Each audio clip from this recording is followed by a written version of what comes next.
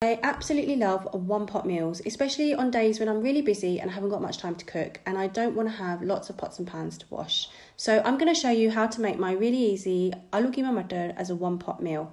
So first of all, in a pressure cooker, you want to add in your mince, onions, tomatoes, garlic and ginger paste, all of the whole spices and some water.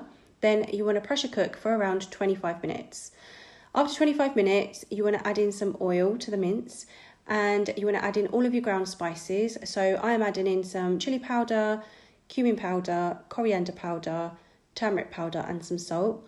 And then I'm going to mix this up and continue cooking it for around 10 to 15 minutes until all the mince has been browned and the oil comes to the top.